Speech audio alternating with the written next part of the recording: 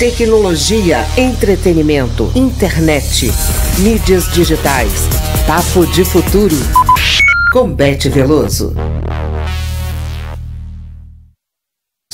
É essencial discutir um tema delicado relacionado às plataformas digitais, incluindo redes sociais, mecanismos de busca e prestadores de serviço na internet.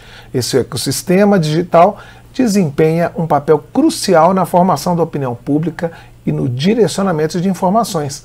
Esse é o nosso tema de hoje no Papo de Futuro com a jornalista e consultora legislativa Beth Veloso. Olá, Beth. Olá, Cláudio. Olá também, espectadores e ouvintes. Beth, uma pesquisa recente revelou que as interações que a gente tem online, elas tendem a ser influenciadas por direcionamentos políticos ou ideológicos, demonstrando que a tecnologia não é tão neutra quanto se afirma costumeiramente. Esse é um ponto crítico, não é? Porque a imparcialidade é um valor fundamental nas democracias.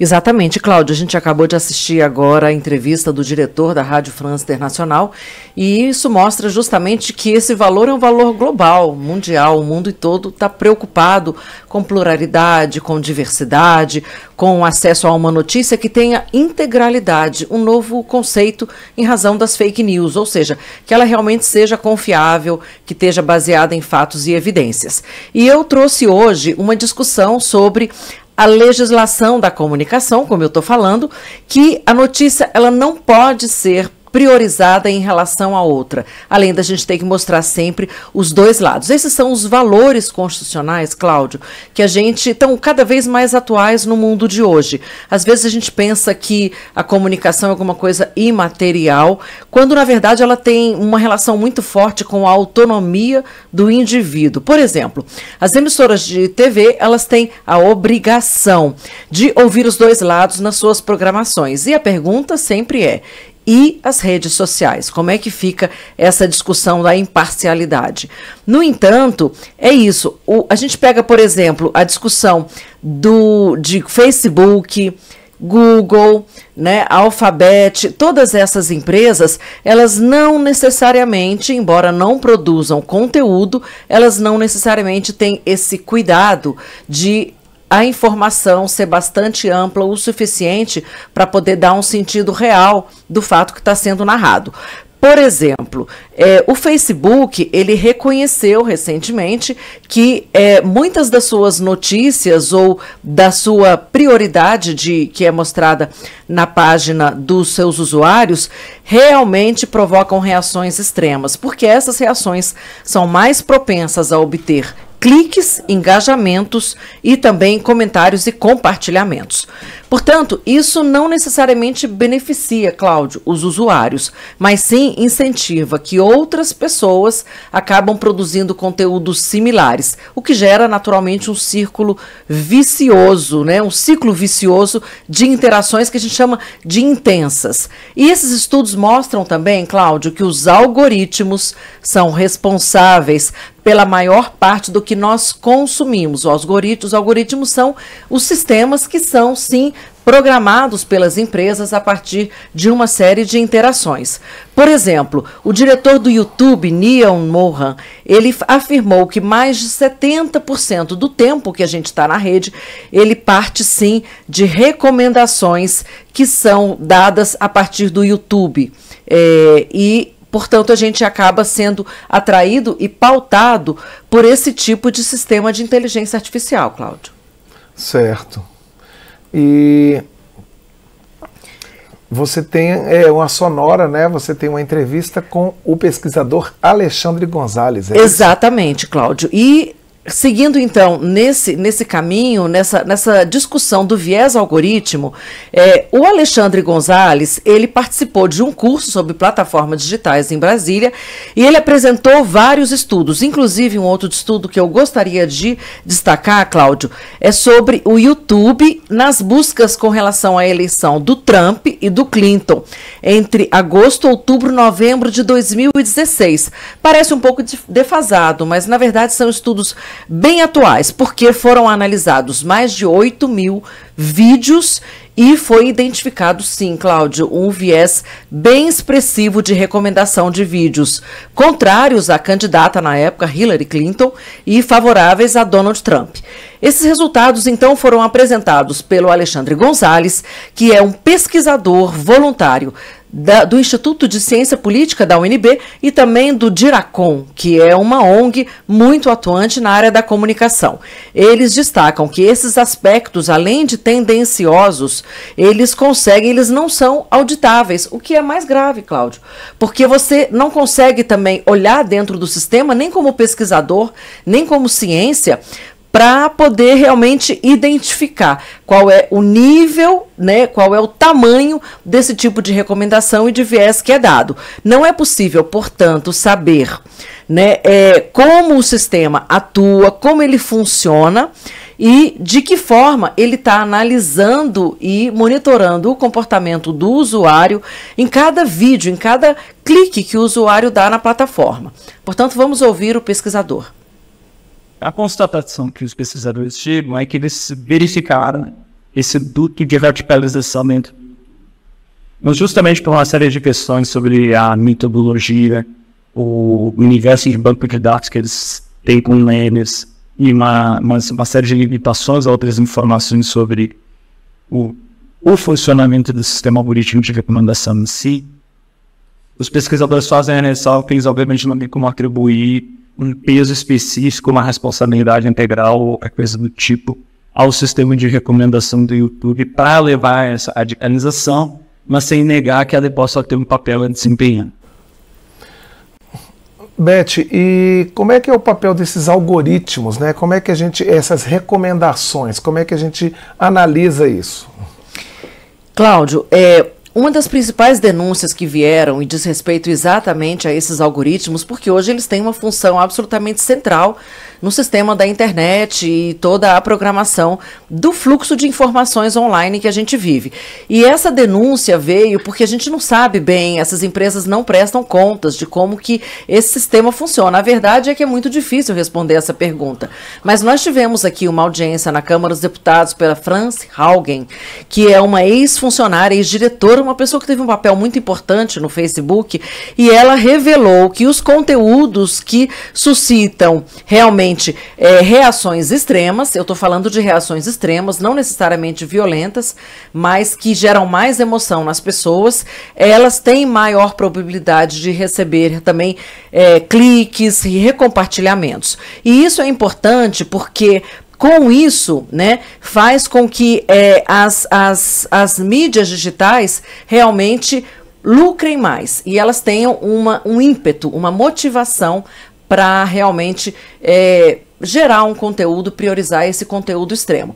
O pesquisador Alexandre Gonzalez também analisou esse fato. Vamos ouvi-lo.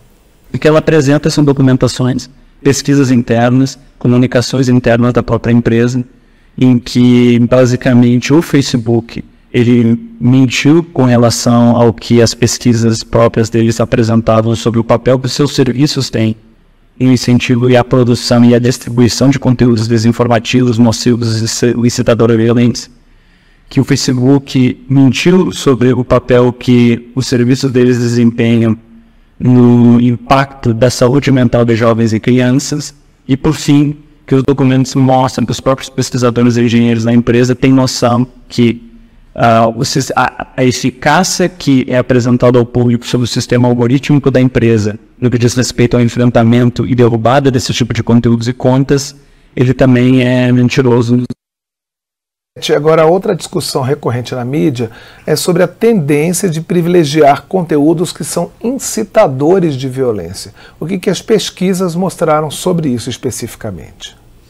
Exatamente, Cláudio, como eu falei, o conteúdo extremo não necessariamente é um conteúdo violento, mas esse é um outro elemento que as pesquisas também mostram, que existe sim uma tendência de mostrar coisas bastante violentas. Eu, inclusive, participei na semana passada do Fórum Brasileiro de Internet em Curitiba, e um dos dados que foi colocado é que as crianças no TikTok, elas têm acesso, o próprio algoritmo joga para elas imagens, por exemplo, de uma pessoa sendo atropelada por um caminhão, e depois o próprio corpo da pessoa é filmado, e tudo isso está acessível para crianças, enfim, de qualquer idade.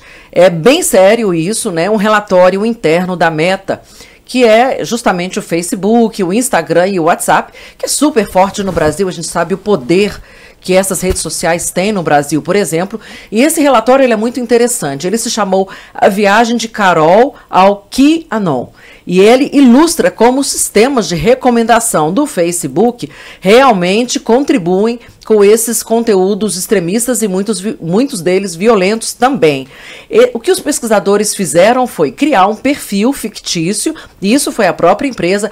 E, gente, em apenas 2 dias, Cláudio, 2 dias, né, esse perfil já estava recebendo recomendações para seguir aí esse grupo QAnon, que é um grupo extremista, político e tal, com uma série de ações aí questionáveis. Então, em uma semana, esse feed mostrava, então, páginas, uma série de páginas, o feed falso do próprio Facebook, uma série de páginas que violavam os termos e condições de uso da própria plataforma. Muita desinformação, muito discurso de ódio. E apesar de todos esses estudos e essas experimentações que a gente vê dentro das próprias plataformas, porque tudo isso é monitorado por eles, obviamente, né?